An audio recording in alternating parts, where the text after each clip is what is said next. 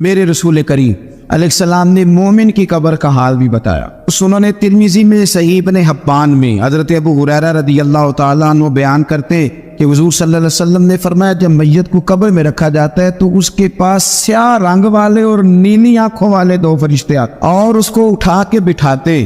باقی حدیثوں میں 3 ہی سوال ہیں، لیکن اس حدیث میں حضور نے فرمایا انہوں نے بس میرے بارے میں پوچھنا ہے، اٹھا بس میرے بارے میں صرف یہ پوچھنا ہے، بتا مدینے والے محبوب کے بارے میں دنیا میں کیا کہا کرتا۔ تو اعلیٰ حضرت بریلوی تو کہتے ہیں میں نے تو کہہ دینا ہے، سرور کہوں کہ مالک و مولا کہوں تجھے، باغ خلیل کا گل زیبا کہوں تجھے، تیرے تو وصف عیب تناہی سے ہیں بری، حیران ہوں میرے شاہ میں کیا کیا کہوں تجھے، لیکن رضا نے خدم سخن اس پہ کر دیا، خالق کا بندہ خلق کا آقا کہوں تجھے۔ اور پیر میر علی شاہ صاحب کہتے ہیں میں نے وہاں یہ کہنا ہے کہ مکھ چند بدر شاہ شانی تے متھ چمک دی لاٹ نورانی، کالی زلف تے اکھ مستانی مخمور اکھی ہیں مد بریاں، سبحان اللہ، ما اجمل کا ما اکمل کا ما احسن کا، تے کتھے میرے علی کتھے تیری ثنا، مشتاق اکھی کتھے جاڑی۔ تو نبی پاک علیہ السلام فرماتے ہیں میرے بارے میں پوچھیں گے، میرے بارے میں۔ ویسے بھی ایک سوال لازمی ہوتا ہے نا، یہ والا سوال لازمی ہے، من ربو کا پوچھ کے نا تو جنت جہنم کا فیصلہ نہیں، ماں دینو کا پوچھ کے جنت جہنم کا فیصلہ۔ بات اگر ختم ہونی ہے تو مدینے والے کے سوال پہ ختم، اس لیے کھل کے نعتیں پڑھا کرو، راج کے درود پڑھا کرو، یہ بات یاد رکھیں۔ یہ فیصلہ حضور کی ذات پہ ختم ہونا ہے۔ وہ شکایتیں کرتے ہیں نا لوگ آ کے، تو ایک بچی کو ہمارے ہاں داخل کرانے کے لیے ایک صاحب لے کے آئے، تو کہنے لگے بڑا عرصہ اسے فلانے مدرسے میں داخل کرایا، سوائے نعتوں کے کچھ بھی نہیں سیکھا اس نے۔ تو میں انہوں نے کہا چاچا جی جڑی اصل کام سی وہ تو سیکھ گئی نا تھوڑی بچی، قرآن و سنت بھی حضور کی نعت ہی ہے، لیکن آپ کو پتہ ہے کہ بات ختم مدینے والے کی نعت پہ ہی ہوتی ہے، حضور کا پیار اصل ہے۔ تو حضور فرماتے ہیں میرے بارے میں پوچھا جائے گا، وہ کہے گا کہ ان کے بارے میں کیا پوچھتے ہو، اشہد ان لا الہ الا اللہ واشہد ان محمدن عبدہ ورسولہ۔ تو فرماتے ہیں پھر اسے نا ایک طرف کھڑکی کھولی جائے گی تو جہنم کا دروازہ دکھایا جائے گا اور اسے کہا جائے گا اگر تو سوالوں کے صحیح جواب نہ دیتا تو دوزخ میں جاتا، لیکن اب تو نے صحیح جواب دیے ہیں۔ تو حضور فرماتے ہیں اس کی قبر 70 گز چوڑی اور 70 گز لمبی کر دی جائے گی۔ مسجد میں اسی والے حال میں جگہ مل جائے تو بندہ بڑا سکھی رہتا ہے، اور صبح جائے بینک اور پہلی لائن میں موقع مل جائے تو بندہ بڑا سکھی رہتا ہے کہ میرا جاتے ہی کام ہو گیا۔ او خدا کے بندے، قبر بندے کی قبر، مکان اچھی سوسائٹی میں اچھا خستہ اور سستا مل جائے تو بندہ کہتا ہے کہ سودا بڑا بارے دا لب گیا، بھائی بڑا کمال ہو گیا، مزہ نہیں آ گیا۔ قبر 70 گز لمبی اور 70 گز چوڑی، اور یہ ترمذی شریف پڑھ رہا ہوں، بڑی مزیدار حدیث۔ نبی پاک صلی اللہ علیہ وسلم فرمانے لگے پھر اس کی قبر کو نور سے بھر دیا جائے۔ حضور کو پہچان گیا نا، قبر نور سے بھر دی گئی، اور جب 70 گز لمبی کر دی گئی تو بڑے پیارے لفظ ہیں حدیث کے۔ حضور فرماتے ہیں وہ بندہ پھر فرشتوں سے ایک بات کہے گا، عربی میں بھی ہے اردو میں بھی ہے، وہ میرا دل کرتا ہے پنجابی میں بتاؤں۔ وہ نا فرشتوں سے وہ بندہ کہتا ہے جب قبر ہو گئی نا 70 گز لمبی 70 گز چوڑی اور نور سے بھر گئی، قربان جائے، حضور فرماتے ہیں وہ مردہ وہ جو قبر میں پہنچا ہے، جب اس کی قبر کو یہ شان ملتی ہے تو فرشتوں سے پتہ کیا کہتا ہے، کہتا ہے میں گھر نہ دسا ہوا جا کے، یہ ذرا گھر نہ بتاؤں دوڑ کے، یہ ذرا میں اپنے گھر بتاؤں پا کے کہ اللہ نے بڑی خیر کر دی، اپنی اماں کو دسا ہوا، میں بچوں کو بتا کے ان کے موج بن گئی ہے، میں بتاؤں اپنی بیوی کو، بتاؤں اپنے بہن بھائیوں کو، میں گھر نہ دسا ہوا۔ قربان جائے میرے رسول کریم فرماتے ہیں فرشتے کہ اس قبر کے عذاب سے رب کی پناہ مانگو اور اس کے لیے تیاری کر لو، یہ بڑا سخت دن ہے۔ حضرت سعد بن معاذ رضی اللہ تعالیٰ عنہ کا جب جنازہ تھا، فرماتے ہم جا رہے تھے تو 5-6 قبریں تھی، تو حضور نے فرمایا کن کی قبریں؟ ہم نے عرض کی یا رسول اللہ صلی اللہ علیہ وسلم یہ کافروں کی قبریں۔ یہ نبی پاک علیہ السلام نے فرمایا جو مسلمان جمعے کے دن یا جمعے کی رات کو فوت ہو، حدیث کے راوی حضرت ابو ہریرہ رضی اللہ تعالیٰ عنہ، حضور صلی اللہ تعالیٰ علیہ وسلم نے فرمایا جو شخص بیماری سے فوت ہوا، جو بندہ سورہ ملک پڑھتا ہے، سنن ترمذی میں حضرت ابن عباس سے روایت ہے کہ حضور صلی اللہ علیہ وسلم کے ایک صحابی نے ایک جگہ خیمہ لگایا تو وہاں سورہ ملک پڑھنے کی آواز آتی۔ سورہ ملک اتنی شاندار صورت ہے کہ نبی پاک صلی اللہ علیہ وسلم نے فرمایا یہ قیامت کے دن اللہ کی بارگاہ میں ناز سے جھگڑا کرے گی اور کہے گی اے اللہ یا تو میرے پڑھنے والے کو جنت عطا فرما یا مجھے قرآن پاک سے علیحدہ کر دے۔ اب عذاب قبر جو ہے، قبر کے اندر جو انسان کا عذاب ہے تو وہ بھی عالم برزخ کا عذاب، میرے رسول کریم صلی اللہ تعالی علیہ وسلم نے نا کچھ چیزوں سے پناہ مانگی ہے.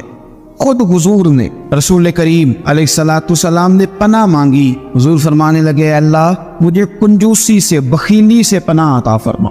اور حضور نے باقاعدہ پناہ مانگی ہے کہ اے اللہ مجھے ارذل العمر ہونے سے پناہ میں رکھ. جب عمر اتنی زیادہ ہو جائے کہ وجود کے حصے کام کرنا چھوڑ جائے, اس سے پناہ مانگی. اور خود میرے نبی پاک علیہ السلام نے قبر کے عذاب سے پناہ مانگی. یہ تعلیم امت کے لیے کہ تم بھی پناہ مانگو عذاب قبر سے. قبر کا عذاب پر حق ہے. قبر کے لیے تیاری کر کے رکھنا, اپنی قبر کو یاد رکھنا, مر جانے کو یاد رکھنا. حضرت سعد بن معاذ رضی اللہ تعالیٰ عنہ کا جب جنازہ تھا تو صحابہ کرام فرماتے کہ حضور نے نماز جنازہ کی امامت فرمائی تو قبر کے تیار ہونے میں کچھ دیر تھی. تو رسول کریم صلی اللہ علیہ وسلم زمین پر بیٹھ گئے اور ایک لکڑی سے حضور زمین کریدنے لگے. ہم وہ انتظار تھے کہ اللہ کے رسول صلی اللہ علیہ وسلم سر مبارک اٹھائیں, ہمیں کو نصیحت کرے. فرماتے حضور نے سر اقدس اٹھایا تو حضور کی آنکھوں میں آنسو تھے اور رو کے حضور فرمانے لگے, رو کے کہ اس قبر کے عذاب سے رب کی پناہ مانگو اور اس کے لیے تیاری کر لو, یہ بڑا سخت دن ہے. رو کے حضور نے فرمایا, رو کے. آج تو لوگ مذاق بنا, کچھ فقیر صوفی درویش کہلانے والے بھی وہ کہتے ہیں جو مولوی بتا رہے ہیں نا قبر میں بچھو ہوں گے سانپ ہوں گے, یہ تو مولوی اپنی قبر بتا رہا ہے, تمہارا اس سے کیا لینا دینا ہے. خدا سے ڈرے. وہ چیزیں جو احادیث مبارکہ میں آ گئی جس سے نبی پاک نے ہمیں ڈرایا, ہمیں سمجھایا, آپ اس تنبیہ کو, اس نصیحت کو آپ اس رنگ میں لیں گے کہ مذاق بنایا جائے گا دین کا, بجائے اس کے کہ اس سے ڈرا جائے. حضرت سیدنا براء بن عازب رضی اللہ تعالیٰ عنہ ارشاد فرماتے ہیں کہ میں نے نبی پاک صلی اللہ تعالیٰ علیہ وآلہ وسلم سے خود اس بات کو سنا ہے. خود رسول کریم صلی اللہ علیہ وسلم نے فرمایا. حضرت زید بن ثابت رضی اللہ تعالیٰ عنہ بھی اس بات کے راوی ہیں. فرماتے ہم جا رہے تھے تو 5-6 قبریں تھیں, تو حضور نے فرمایا کن کی قبریں؟ ہم نے عرض کی یا رسول اللہ صلی اللہ علیہ وسلم یہ کافروں کی قبریں. یہ صحیح مسلم میں حدیث موجود ہے, کفار کی قبریں. تو اللہ کے رسول صلی اللہ علیہ وسلم فرمانے لگے, ذرا حدیث کے لفظوں پہ غور کرنا. حضور فرمانے لگے اگر مجھے ڈر نہ ہوتا کہ تم اپنے مردوں کو دفن کرنا چھوڑ دو گے, اگر مجھے اس بات کا ڈر نہ ہوتا کہ تم اپنے لوگوں کو, مرنے والوں کو قبروں میں دفن کرنا چھوڑ دو گے, اگر یہ مجھے ڈر نہ ہوتا تو میں سناتا کہ قبر کے اندر کس طرح عذاب ہوتا ہے. تمہیں دنیا میں رہ کے میں سناتا, پر ڈر ہے کہ کہیں تم اپنے مرنے والوں کو قبروں میں دفن کرنا چھوڑ ہی نہ دو, اس لیے میں تمہیں یہ بات نہیں بتاتا. اور میرے رسول کریم صلی اللہ تعالی علیہ وآلہ وسلم نے پھر ارشاد فرمایا, اپنے غلاموں کی طرف نظر فرمائی, یہ بات کہہ کے کہ اگر مجھے ڈر نہ ہوتا کہ تم دفن کرنا چھوڑ دو گے تو تمہیں میں سنا دیتا کہ قبر میں کیا عذاب ہوتا ہے. پھر حضور نے صحابہ سے فرمایا چلو بھائی دوزخ کے عذاب سے اللہ کی پناہ مانگ. تو سب کہنے لگے ہم دوزخ کے عذاب سے اللہ کی, صحابہ نے کہا ہم دوزخ کے عذاب سے اللہ کی پناہ مانگتے. پھر نبی پاک صلی اللہ تعالی علیہ وسلم نے ارشاد فرمایا تم سب کہو کہ ہم قبر کے عذاب سے اللہ کی پناہ مانگ. تو صحابہ نے کہا ہم قبر کے عذاب سے اللہ کی پناہ مانگتے ہیں. پھر میرے رسول پاک علیہ الصلوۃ والسلام نے فرمایا تم کہو, سارے یہ کہو کہ ہم ظاہری اور باطنی فتنوں سے اللہ کی پناہ مانگ. تو صحابہ نے کہا کہ ہم ظاہری اور باطنی فتنوں سے اللہ کی پناہ مانگتے ہیں. پھر میرے محبوب علیہ السلام نے فرمایا تم کہو کہ ہم دجال کے فتنے سے اللہ کی پناہ مانگتے ہیں. تو صحابہ کرام نے کہا کہ اے اللہ ہم دجال کے فتنے سے تیری پناہ مانگ, تیری پناہ میں آتے. نبی پاک علیہ السلام نے یہ الفاظ کہہ کے یہ بات بتلا کے ہمیں سمجھا دیا, ہمیں قائل فرمایا محبوب نے. یاد رکھنا, اس بات کو اچھی طرح سمجھ لینا کہ اگر مجھے ڈر نہ ہوتا کہ تم اپنے مردوں کو دفن کرنا چھوڑ دو گے تو تمہیں بتلا دیتا کہ قبر میں کتنا سخت عذاب ہوتا ہے. میرے عزیز, کچھ لوگ ایسے ہیں جن سے عذاب قبر ہوگا ہی نہیں. میرے رسول کریم صلی اللہ تعالی علیہ وسلم نے ارشاد فرمایا کہ جو اللہ کے رستے میں شہید ہو گیا, سنن نسائی میں موجود ہے, اسے عذاب قبر نہیں ہوگا, بلکہ ایک حدیث میں تو فرمایا حساب کتاب ہی نہیں ہوگا, اللہ بغیر سوال جواب کے جنت عطا فرما دے. کچھ لوگوں کو نا لوگوں کی بخشش پہ بھی مسئلہ ہی بنتا ہے کہ کوئی بخشا نہ جائے. تو ایک صاحب کہہ رہے تھے جی یہ کیا معاملہ ہے کہ جمعے کو بندہ مر گیا یا فلانا ہو گیا تو اس سے حساب کتاب نہیں ہوگا, اتنے بڑے جرم لوگوں نے اتنے پاپ, اور جمعے کو مر گیا تو بخشا جائے گا. تو میں نے کہا جرموں کا بھی اسے حساب اللہ لے لے گا, لیکن میاں حساب کتاب کی ڈیوٹی نہ اللہ کی ہے تو بہتر یہ ہے کہ اسی کے ہاتھ میں رہے, تو نہ اپنے ہاتھ میں لینے کی کوشش کر. سنن ترمذی کی حدیث, ہمیں پتہ نہیں کیا مصیبت ہے، ہمیں پتہ نہیں کیا مسئلہ ہے. ایک جنازے سے میں نکلا، آپ یقین کریں کبھی کبھی کلیجہ پھٹ جاتا ہے. میں ایک جنازے سے نکلا تو میرے ساتھ ایک بندہ جنازہ پڑھ کے نکلا تو کہنے لگا جی پیر صاحب دیکھیں آج کتنی دنیا آئی ہے، حالانکہ یہ بندہ اس طرح کا تھا، اس طرح کا تھا، اس طرح کا تھا. میں نے اسے کہا یار تجھے تو فکر ہی لاتی ہے کہیں جنت میں چلا ہی نہ جائے. تو اس طرح کرنا، جنت کے دروازے کے سامنے کھڑے ہو جانا ڈنڈا لے کے کہ میں نے نہیں جانے دینا. شرم آنی چاہیے ہمیں. اللہ فرماتے ہیں جنت اتنی چوڑی ہے جتنے زمین و آسمان ہے، اس کی چوڑائی زمین اور آسمان کے برابر ہے. تو ہم تو اپنے علاوہ کسی کو جانے نہیں دینا چاہتے جنت. اور بس کرے، جنت خدا کا فضل ہے. اور اللہ فرماتے ہیں میرا فضل میں جسے چاہتا ہوں عطا کرتا ہوں. یہ سنن ترمذی کی حدیث، اور اس کے راوی حضرت عبداللہ ابن عمر رضی اللہ تعالیٰ عنہ. نبی پاک علیہ السلام نے فرمایا جو مسلمان جمعے کے دن یا جمعے کی رات کو فوت ہو اس کو اللہ تعالیٰ قبر کی آزمائش سے محفوظ رکھتا ہے. جو جمعے کی رات فوت ہو جائے یا جمعے والے یعنی جمعے رات اور جمعے کی درمیانی رات چلا جائے یا جمعے والے تو اللہ اسے عذاب قبر سے. تو میرے عزیز جو بندہ شہید ہو اس سے عذاب قبر نہیں ہوتا. جو آدمی جمعے کے دن یا جمعے کی رات چلا جائے اسے بھی عذاب قبر نہیں ہوتا. اور میرے رسول کریم صلی اللہ تعالیٰ علیہ وسلم نے فرمایا جو بندہ ایک دن اور ایک رات، یہ حدیث صحیح مسلم میں، سنن ترمذی میں، مصنف عبدالرزاق میں موجود ہے، ایک دن اور ایک رات اللہ کی رضا کے لیے اسلامی سرحد پہ پہرا دے. میں اور آپ سوئے ہوئے ہیں لیکن وہ لوگ جو فوجی بارڈروں پہ کھڑے، دیکھو مدینے والے محبوب کس کس پہ کرم فرماتے. ساری عمر نہیں، 24-25 سال کی سروس نہیں، فرمایا ایک دن اور ایک رات اللہ کی رضا کے لیے جو اسلامی سرحد پر پہرا دے، مسلمانوں کو کافروں سے بچائے، رب اسے عذاب قبر نہیں دے گا، اسے اللہ تعالیٰ اپنے فضل سے معاف فرما دے. ایک رات اور ایک، آپ کیا سمجھتے ہیں کہ ان فوجیوں کی کوئی چھوٹی شان ہے؟ ان کا کوئی چھوٹا مرتبہ ہے؟ ایک دن اور ایک رات اگر یہ پہرا دیں تو اللہ انہیں اتنا انعام عطا کرتا ہے.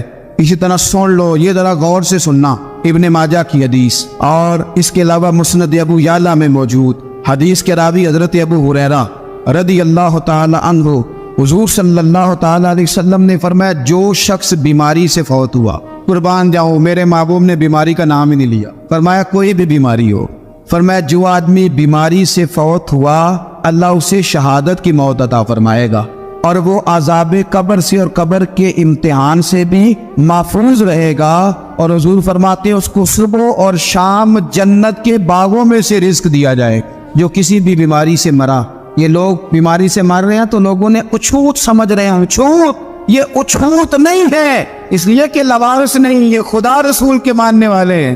تم انہیں اچھوت کہہ رہے ہو اور مدینے والے رسول انہیں شہید فرما رہے ہیں.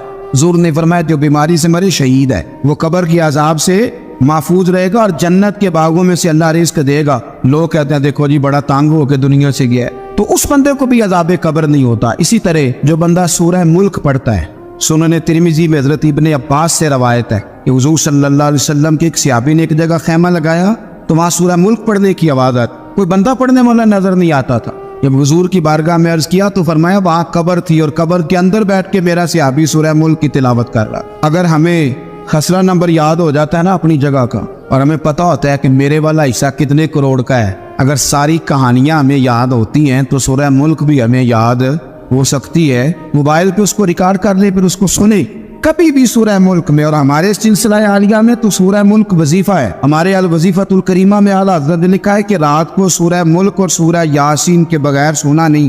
سورہ ملک اتنی شاندار صورت ہے کہ نبی پاک صلی اللہ علیہ وسلم نے فرمایا یہ قیامت کے دن اللہ کی بارگاہ میں ناز سے جھگڑا کرے گی اور کہے گی اے اللہ یہاں تو میرے پڑھنے والے کو جنت عطا فرما یا مجھے قرآن پاک سے علیحدہ کر دے. اے ایمان والو بہت سارے گمانوں سے، بہت سارے خیالوں سے بچو.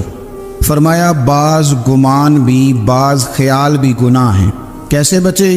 فرمایا ولا تجسسوا، یہ جاسوسی چھوڑ دو، یہ کسی کی باتوں، چھپی ہوئی باتوں کو تلاش کرنا چھوڑ دو. اس سے تم گمانوں سے بچو گے، وسوسوں سے بچو گے، خیالات سے بچو گے. نفسیاتی طور پر جو لوگ پاک صاف ہوتے ہیں نا ان کی زندگی مطمئن ہوتی ہے. بہت زیادہ مال دولت وجاہت شہرت کے باوجود جو لوگ نفسیاتی طور پر کسی میل کچیل کا شکار ہوتے ہیں، ذہنی طور پر، وہ ساری صلاحیتوں کے باوجود بھی کمزور، بے چین اور بے سکون رہ جاتے ہیں. زندگی میں گمان، سوچ، اپنی نفسیات کو ہمیشہ اچھا رکھیں. کبھی بھی اپنے آپ کو الجھاؤ کا شکار نہ ہونے دیں۔ جس آدمی نے سکون لینا ہے اس نے بھی یہاں سے لینا ہے، اپنے اندر سے۔ جس نے مطمئن ہونا ہے اس نے بھی خود بخود ہی ہونا ہے، اور جس شخص نے بے سکون رہنا ہے اس نے بھی خود بخود ہی رہنا۔ میرے نبی کریم علیہ السلام نے اپنے صحابہ کو مطمئن زندگیاں فراہم کی، اطمینان بخش رویے حضور نے دیے۔ آپ غور فرمائیں گے کہ غریب ترین صحابہ بھی جب کوئی ان سے پوچھتا تھا کیفیت کیا ہے تو وہ کہتے تھے الحمدللہ، اللہ نے ہمیں نبی کریم کا غلام بنا دیا ہے۔ اب ہم خود اپنے آپ کو اتنا نفسیاتی طور پر کمزور کر لیتے ہیں، سوچ سوچ کے کہ فلانا بڑا ہو گیا ہے میں چھوٹا رہ گیا ہوں، فلاں آدمی آگے نکل گیا ہے میں پیچھے رہ گیا ہوں۔ یہ چیز انسان کو کمزور کرتی ہے۔ انسان اگر یہ تصور کر لے کہ جو میرے حق میں بہتر تھا میرے رب نے مجھے عطا کر دیا ہے، اسے سکون نصیب ہوتا ہے، پھر نفسیاتی مسائل ختم ہوتے ہیں۔ بڑے بڑے سمجھدار لوگوں کو کالا جادو ہو جاتا ہے، اور بڑے بڑے عقل مند لوگ ہوتے ہیں جن کی بھابھی انہیں نظر لگا دیتی ہے۔ بڑے بڑے سمجھدار لوگ ہوتے ہیں کہ جن کی دکان کے آگے کوئی تعویذ پھینک جاتا ہے۔ بڑے سمجھدار لوگ ہیں لیکن وہ چھوٹی چھوٹی باتوں سے اتنے کمزور ہو گئے کہ سام سے ڈرتے ڈرتے رسیوں سے بھی ڈرنا شروع کر دیا۔ رسیوں سے، وہ جی میں صبح کل چل رہا تھا تو میرے پیچھے کوئی چل رہا تھا تو میں نے کہا سایہ ہوگا آپ کا، وہی ساتھ چلتا ہے۔ ایک حدیث ہے ترمذی شریف کی، اسے یاد کر لیں، بڑا نفع دے گی۔ میرے نبی کریم علیہ السلام نے فرمایا اگر ساری دنیا مل کے بھی تیرا نقصان کرنا چاہے تو جب تک رب کی مشیت نہ ہو تیرا نقصان ہو نہیں سکتا۔ ختم ہو گئی بات، باہر آ جائیں اس چیز سے۔ اور فرمایا سارے زمانے کے لوگ مل کر تیرا نفع کرنا چاہیں تو جب تک اللہ نہ چاہے وہ تیرا کوئی نفع کر نہیں سکتے۔ نقصان بھی اللہ کی مشیت پہ ہے، نفع بھی اللہ کی رضا پہ ہے، تو پھر آپ بلا وجہ لوگوں کو دیکھ کر ٹینشن کیوں لیتے ہیں؟ پریشانی کاہے کی ہے؟ آزمائش کس بات کی ہے؟ اپنے آپ کو سکون دیں، اپنے آپ کو مطمئن کریں، کہیں رب بڑا ہی مہربان ہے، اس نے جہاں اچھا سمجھا ہے وہاں اس نے مجھے رکھا ہے۔ اپنے ذہن کو اطمینان دیں، سکون دیں۔ میرے نبی کریم علیہ السلام کی پوری حیات مبارکہ میں آپ کو شکوہ نہیں ملے گا کہیں بھی۔ حضور یتیم پیدا ہوئے، کتنی دفعہ آپ کو کتابوں میں ملتا ہے کہ حضور روئے ہوں کہ میرا باپ ہوتا تو ایسے ہوتا، میری اماں ہوتی تو ایسے ہوتی۔ ہم روز نہیں روتے۔ نبی کریم صلی اللہ تعالیٰ علیہ وسلم نے اپنی زندگی ساری آزمائشوں میں گزاری۔ کہیں آپ کو محسوس ہوتا ہے کہ نبی کریم صلی اللہ علیہ وسلم کسی کے پاس بیٹھے اور فرمایا آؤ میں تمہیں اپنے دکھ سناؤں؟ ہمیں تو مسئلہ بن گیا ہے، ہم لوگوں نے اپنے آپ کو غیر مطمئن بنا لیا ہے۔ ہم ان ساری چیزوں کی ڈیمانڈ کرتے ہیں جو ہمارے مالک نے مناسب نہیں سمجھی ہمیں دینی۔ ہمیں اپنے آپ کو مطمئن کرنا چاہیے، سکون میں رکھنا چاہیے۔ اگر آپ تھوڑا سا اپنے آپ کو سکون دیں، اطمینان دیں، کہیں الحمدللہ، اللہ تبارک و تعالی جہاں جس کو چاہتا ہے وہاں اسے بٹھا دیا کرتا ہے۔ پھر ہم لوگوں کا منصب چھیننا چاہتے ہیں، حسد کرتے ہیں، بغض پیدا ہوتا ہے، عداوت پیدا ہوتی ہے، نقصان ہوتا ہے۔ فطری طور پر جو صلاحیت اللہ نے دی ہوتی ہے ان کو بھی زنگ لگ جاتا ہے، زنگ لگنے لگتا ہے ان سب چیزوں کو جو اللہ نے اپنے فضل سے ہمیں دی ہوتی ہیں۔ تو بات کو یاد رکھیں، زندگی میں آپ مطمئن ہو جائیں کہ رب کریم نے جو دیا ہے وہ کمال ہی دیا ہے، کمال ہی۔ حضور کی ایک زوجہ محترمہ تھی تو ان کے ہاتھ ذرا لمبے تھے، مومنوں کی ماں۔ بعض خواتین نے ان سے کہا کہ لمبے ہاتھوں والی، ہم بنا لیتے ہیں نا یہ بھی بات کہ اس کا ناک موٹا ہے تو اس کی آنکھیں چھوٹی ہیں تو اس کے کان بڑے ہیں تو اس کے ہاتھ کیسے ہیں، تو کہا لمبے ہاتھوں والی۔ تو وہ پریشان ہو گئی، نبی کریم علیہ السلام تشریف لائے، کیا ہوا؟ عرض کی یا رسول اللہ مجھے لمبے ہاتھوں والی کہتے ہیں۔ تو حضور فرمانے لگے یہ پریشان ہونے والی بات ہے کہ خوش ہونے والی بات؟ یا رسول اللہ کیا مطلب؟ فرمایا تو کہہ کہ رب نے لمبے ہاتھ اس لیے دیے ہیں تاکہ میں سخاوت زیادہ کر سکوں، میں سخاوت زیادہ، یہ جو میرا چہرہ ہے نا، یہ جو آپ کا چہرہ ہے، یہ آپ کی چاہت ہے کہ اللہ کی؟ فی ای صورت ما شاء رکبک، اللہ فرماتے جیسے میں نے چاہا ہے ویسے تجھے بنایا ہے۔ تو اگر میرا موٹا ناک، میری چھوٹی آنکھیں، میری بڑی آنکھیں، میرے چپٹے کان، یہ میرے تو نہیں، یہ تو میرے رب کی چاہت ہے۔ مجھے اپنے موٹے ہونٹوں سے نفرت کرنی چاہیے کہ اللہ کی چاہت سے پیار کرنا چاہیے؟ مجھے اپنے کالے رنگ پر پریشان رہنا چاہیے کہ رب کی چاہت پر مجھے پیار آنا چاہیے؟ اللہ کی چاہت پر پیار کر، یہ چاہت ہے اللہ کی، یہ چاہت ہے۔ تو اللہ کی چاہت سے محبت کر۔ تو پریشان ہو رہا ہے فلانے کا رنگ ہو رہا ہے تو میرا کالا ہے، فلانے کا مکان بڑا ہے تو میرا چھوٹا ہے، فلاں بڑی گاڑی میں کیسے بیٹھ گیا؟ بھئی اللہ نے چاہا تھا بیٹھ گیا، اللہ نے میرے لیے سائیکل پسند کی ہے، مجھے الحمدللہ کہہ کے سائیکل پہ بیٹھنا چاہیے۔ उसने पसंद की है, उसकी रज़ा है कि मैं यहाँ रहूँ। तो एक बात तो ये हमेशा याद रखें कि आप अपने आप को मुतमईन करें, ज़िंदगी में सुकून दें। नफ्सियाती तौर पर हम बड़े डिस्टर्ब इसलिए हैं कि हम बेसुकून रहते हैं जानबूझ के, वजह ही कोई नहीं। लेकिन ना, जब तक ज़िंदगी है अल्लाह ने ज़िंदा रखना है, और जब वक्त आ जाना है तो फिर कोई हमें बचा सकता। तो टेंशन किस बात की है, डिप्रेशन किस बात का है? एक बात। दूसरी बात ये कि दूसरों की नफ्सियात का भी थोड़ा थोड़ा ख्याल करें। हम पता क्या चाहते हैं, सारे मेरे मुताबिक चलें, फिर नफ्सियाती मसाइल पैदा होते हैं। मेरे साथ अगर 100 बंदा प्यार करता है तो उनके मुतालबे अलग अलग हैं। कोई कहता है जनाब को प्यार ही करना चाहिए, हर एक से मुस्कुरा के मिलना चाहिए। कोई कहता है हज़रत साहब इतना भी प्यार करें तो लोग निगल जाते हैं, थोड़ी डंडी पट्टी भी होनी चाहिए। दोनों किस्म के लोग हैं ना जी। एक वो शख्स है जो कहता है इतना बड़ा मजमा है तो 2 सिक्योरिटी गार्ड भी होने चाहिए। तीसरा कहता है जी अजीब अजीब लगता है, एक गार्ड रखे हों किसी बंदे ने, किसी बड़े आदमी। तो ये हर बंदे का मुतालबा। अब आपने क्या करना है, आपने लोगों की मिजाज की रियायत करनी है। जहां तक आप प्यार कर सके आपने करना है, जहां तक मोहब्बत कर सके आपने मोहब्बत। नबी पाक ना बच्चों के मिजाज का ख्याल करते, छोटे बच्चों। हुजूर पाक से गुजरते तो फरमाते अस्सलामु अलैकुम। एक बच्चे ने ना हुजूर के कपड़ों पर पेशाब कर दिया था, उसकी माँ परेशान हो गई, बुखारी है। या रसूलल्लाह वो बच्चा था, पता नहीं चला। तो नबी पाक फरमाने लगे क्या हो गया, वो बच्चा है, अल्लाह ने पानी पैदा किया ना, अभी इस पे पानी बहाएंगे सब ठीक हो जाएगा। वो बच्चा है। लेकिन हाजी साहब घर में बिगड़ जाते हैं, पोता अगर पेशाब कर दे, कहते हैं मैं नमाज पढ़नी होती है, वो बिगड़ जाते हैं। पीर साहब बिगड़ जाते हैं इस बात पे, अल्लामा साहब बिगड़ जाते हैं। सेठ साहब कहते हैं पता ही नहीं बच्चे ने पेशाब कर दिया है।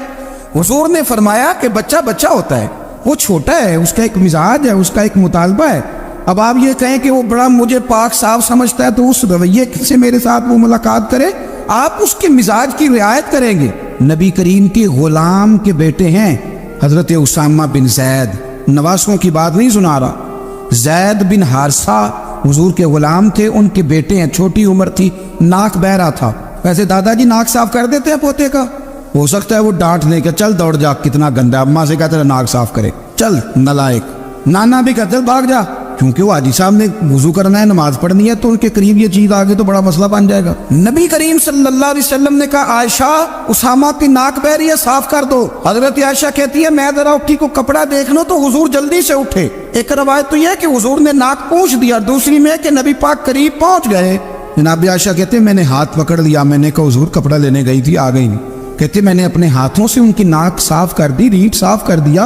अल्लाह के रसूल गोया मेरी तरफ देख के मुस्कुराए, हुजूर राजी हुए। बच्चे तो बच्चे होते हैं, बच्चे तो बच्चे होते हैं। अब आपको बच्चा हाजी साहब माने, पहले नमाजी साहब माने, आपको पहले बच्चा जो है वो बड़ा सियाना माने, समझदार माने, अक्लमंद माने, पीर साहब माने। छोटा बच्चा तो वो नहीं मान सकता।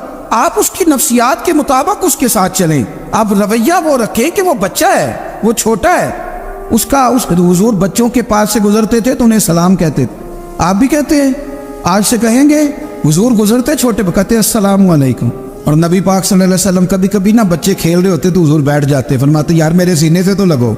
हुजूर जमीन पे बैठ जाते, बच्चा यूं हाथ पे, बच्चा दौड़ा आता, हुजूर के सीने से जब लगता तो नबी पाक गिर जाते और हमाते ओए होए तुमने तो मुझे गिरा ही दिया है।